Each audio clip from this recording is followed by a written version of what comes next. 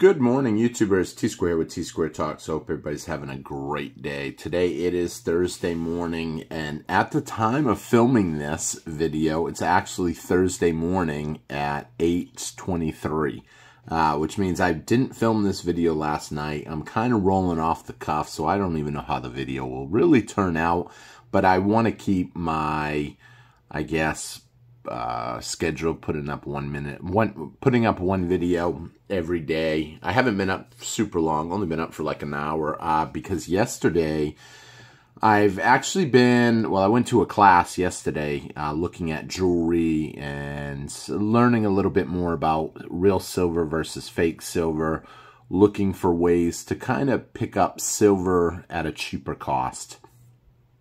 And so one of the things that I had done was I had met up with somebody and got a good like 1 hour class on basically what's fake and what's real, how to spot it, how to pick up some better deals, because I foresee silver going a whole lot higher. I really do. At the time of filming this video right now, it's silver sitting at $30.40. Gold is sitting at $2,462. So both are up there still and holding good positions. However, we're in the summer right now, and a lot of people don't realize that during summer, usually silver and gold are down in price. Usually that's when you see your biggest dips. And we're not really seeing that this summer, which really makes me wonder if come winter and during a lot of the big festivals, during a lot of the giving season, will the prices be a whole lot higher than they are now. So one of the things I'm looking for is where I can pick up silver. And if anybody has any idea or something maybe you've practiced and you want to like put in the comments below, let me know. But one of the things that I'm looking into more now is jewelry.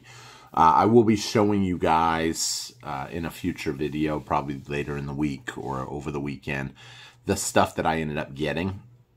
So I ended up buying a bunch of jewelry, miscellaneous stuff. It was all silver.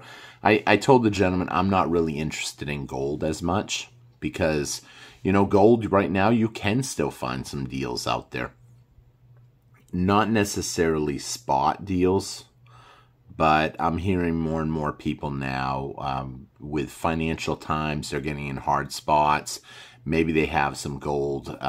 People are talking about gold jewelry, though. You know, you have a broken necklace, and they're quick to kind of sell it because it really doesn't matter to them. One, they're not using it. A lot of people live on this, I guess you can say, paycheck to paycheck, making ends meet, buying stuff they don't need when they have a little extra money and not buying it when they don't. And I think it's important that stackers, or just you can say anybody, learns how to pick up stuff off the fly.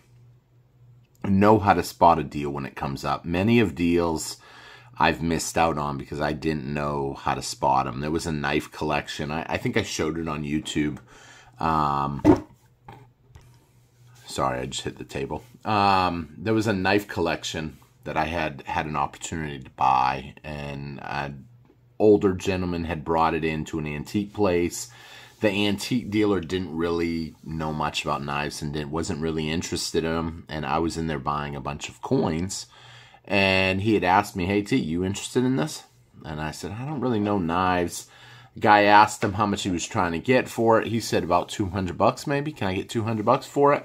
So there was 40 knives, and my son had told me, he's like, "Dude, $5 a knife, you think you can't get that back?" I mean, $5 doesn't go far. And this was a while ago, though, and I won't say it went far back then either, but, I mean, silver back then was 20 bucks. So the knife collection, though, I put stuff in reference like that. And I said, "Do you mind if I take a video of it, though? Even though I'm not going to buy it or not interested, really." And he said, "No, I don't mind." So I took the video, and I had it on my phone, and then I was in New Orleans later, and I was at a huge firearm, I'll say pew-pew, knife, and coin store. And it was a big place in New Orleans. I showed him the video, and he goes, you probably did pretty well. What did you pay, 10? And I said, 10 what? And he's like, 10K? And then he's like, ooh. He said, you paid less? He goes, did you pay 5? I said, you could cut that in half, shave a 0, and you're still not in the ballpark. He goes, that's 250. And I said, yep, and you can still knock another 20% off. He goes, $200? And I said, I turned it down. I didn't know. He goes, that's a World War I bayonet. That's a World War II bayonet. That's an original Bowie, on and on and on. That's an example of a missed opportunity. You know, you don't want to be missing too many opportunities, especially when it comes to coins. I had a chance to pick up a bunch of Carson Cities at one point for $100 a piece, and they were all encased, and they were all real. The dealer that I knew, he had gotten them in and didn't want them. And no problems, just, you know, you got to know how to pick up the deals. So one of the things that I'm looking at now is the jewelry aspect of silver. A lot of people do pouring silver. I actually have a small forge. I used to do melting Mondays on my videos. I've stopped because it's a lot of work to melt down jewelry. It doesn't seem like it would be, but a lot can go wrong, and a lot of money could be wasted if you do it wrong. So I just don't really mess with it now. There's just easier ways to flip a coin, make a couple bucks, and move on. But you really need to know the difference. Right here, here's something that I've had for a while. So this, at first glance, looks like a... Let's see if we can kind of get it a little closer. Get a better zoom in or something. So this looks like a silver eagle, as you can see. Some people already might know, oh, that ain't legit, and it's not. It's not even real. I don't even know how I got this. It feels light. I've just had it for a while, and when you look at it, you can kind of see that something ain't right. The depth on it, the feel of it when you feel it. I know it's hard to do, obviously. Obviously, it's lightweight. I've had it on my Sigma just to see what the Sigma would say. But understanding what's real, what's fake, I think is really important, because there are a ton of fakes out there. This is a very poor fake. Obviously, if they're faking it in, well, I'll say 19, it's a poor fake. I actually have... What do I have here? Let's see here. I have another thing, too, off to the side that I know these are fake. But you need to understand what's fake, what's not. You need to look for ways to pick up deals. I've showed these before. These are, I guess, trade dollars. Let's see if we can kind of get a better view. You know what? The guy gave them to me. He goes, no, someone brought them in, tried selling them to me, and I don't want them. I'm just going to throw them away. I said, oh, let me get them. That way I can kind of give them away as, you know, just educational stuff. So this is 1873, and I didn't even realize that this was an actual coin. I've only seen this as a round, because a lot of people do have these trade dollars as rounds. But no, in the old days, this was actual used as money. So it was a trade dollar.